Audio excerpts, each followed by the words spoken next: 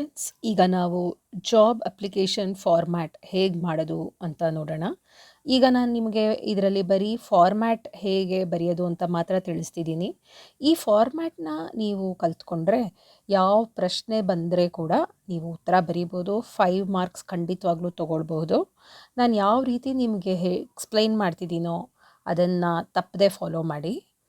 ಆಮೇಲೆ ನೀಟಾಗಿ ಬರೀರಿ. ನನಗೆ ಪೇಪರ್ ಮೇಲೆ ಬರೆಯೋ ಅಷ್ಟು ನೀಟಾಗಿ ಇದರಲ್ಲಿ ತೋರಿಸೋದಕ್ಕೆ ಆಗ್ತಿಲ್ಲ. ಆದರೆ ನೀವು ಬರಿಬೇಕಾದ್ರೆ ಸ್ಪೇಸಿಂಗು, ಆಮೇಲೆ ಪಂಕ್ಚುಯೇಷನ್ ಎಲ್ಲ ಕರೆಕ್ಟಾಗಿ ಕೊಟ್ಟು ನೀಟಾಗಿ ಲೆಫ್ಟ್ ಲೈನ್ನಲ್ಲೇ ಮಾಡಿ ಬರೀರಿ, ಆಯಿತಾ?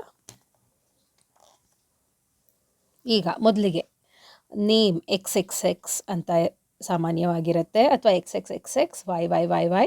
ಡೇಟನ್ನು ನೀವು ಫುಲ್ ಫಾರ್ಮಲ್ಲಿ ಬರೀರಿ. 2 ಮಾರ್ಚ್, ಇಯರ್ 2026, ಅಥವಾ ಯಾವ ಡೇಟಲ್ಲಿ ಪ್ರಶ್ನೆನಲ್ಲಿರುತ್ತೋ ನೋಡಿಕೊಂಡು ನೆಕ್ಸ್ಟ್ 2 ಡೇಸ್ ಬಿಟ್ಟು ಆ ಡೇಟನ್ನು ಬರೀರಿ.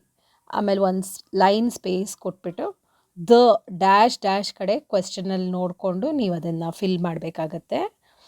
ಆಮೇಲೆ ಮತ್ತೆ ಒಂದು ಲೈನ್ ಬಿಟ್ಟು respected sir / madam, subject subject ಇದು application for the post of dash ಅಂತ.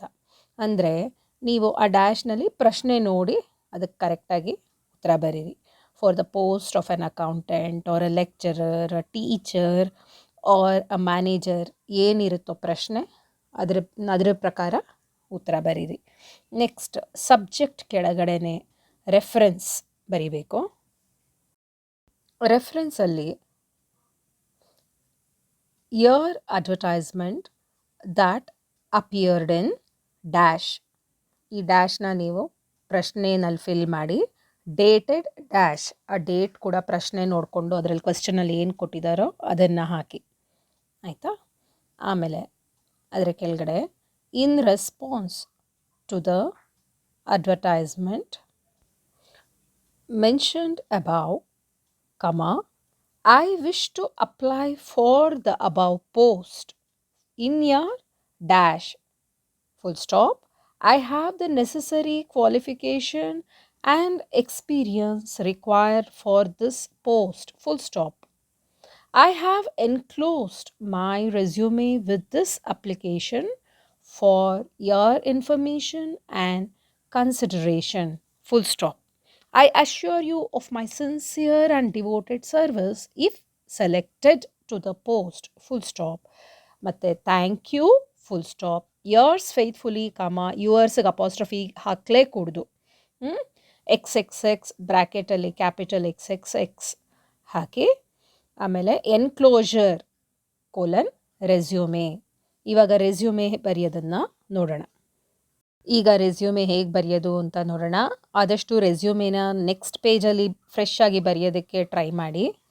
ರೆಸ್ಯೂಮೆನಲ್ಲಿ ನೇಮ್ ಗೊತ್ತೇ ಇದೆ, XXX, ಫಾದರ್ಸ್ ನೇಮ್ ZZZ, ಅಡ್ರೆಸ್ನ YYY, ಡೇಟ್ ಆಫ್ ಬರ್ತ್ ನಾನಿಲ್ಲಿ 1 January 2000 ಅಂತ ತೊಗೊಂಡಿದ್ದೀನಿ, ನೀವು ನೋಡಿಕೊಂಡು ಬರೀರಿ.